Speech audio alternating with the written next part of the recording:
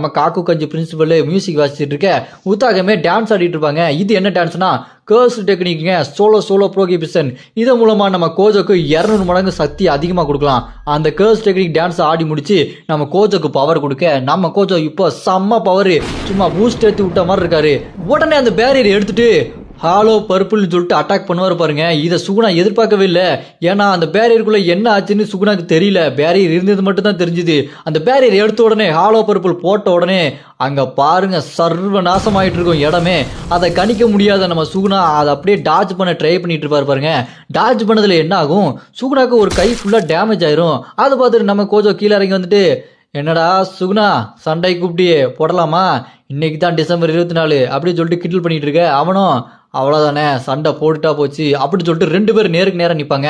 அப்போ உடனே சுகுணா என்ன பண்ணுவான், அவன் டேமேஜ் ஆன கையை உடனே ஹீல் பண்ணிடுவான். ஹீல் பண்ணிட்டு, டேய் உன்னை பார்த்தா ஏதோ ஒரு பேர் தெரியாத மீன் மாதிரி இருக்கு, உன் தோலை உரிச்சு உப்பு கண்டம் போட்டு கருவாடாக்கிறண்டா அப்படின்னு சொல்லிட்டு சுகுணா அப்படியே சண்டைக்கு ஒரு போஸ் கொடுத்து நிற்பான் பாருங்க.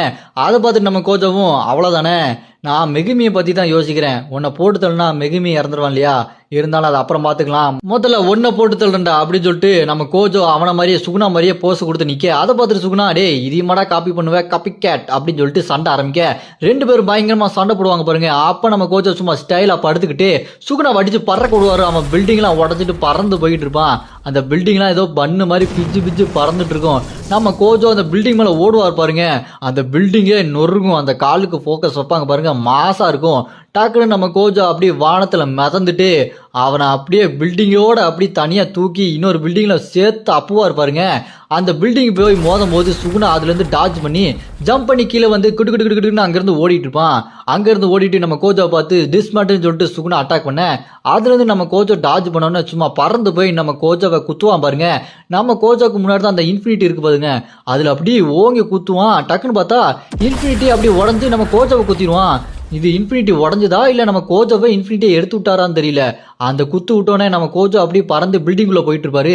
அந்த பில்டிங்குள்ளேயே சுகுணா போய் நம்ம கோஜோவும் சுகுணாவும் பயங்கரமா சண்டை போட அந்த பில்டிங் சும்மா சல்லியா நொறுங்கி ஒரே புகை மண்டலம் ஆயிரும்.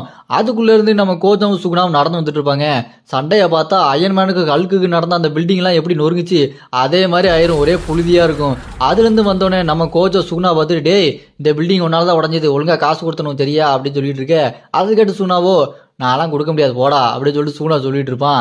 அப்பதான் நம்ம கோஜோக்கு தெரியும், ஆமா இதை மெய் லைவ் ஸ்ட்ரீம் பண்ணிட்டு இருக்கால அப்படின்னு சொல்லிட்டு நம்ம கோஜோ சொல்லிட்டு இருப்பாப்ல. நம்ம மெய் லைவ் ஸ்ட்ரீம் பண்றது நம்ம கோஜோக்கு இப்பதான் ஞாபகம் வந்திருக்குது போல. அப்படி அங்க கட் பண்ணா இந்த பக்கம் ஏதோ IPL மேட்சை பாக்குற மாதிரி உட்காந்து சுத்தி உட்காந்து பாத்துட்டு இருக்காங்க. அங்க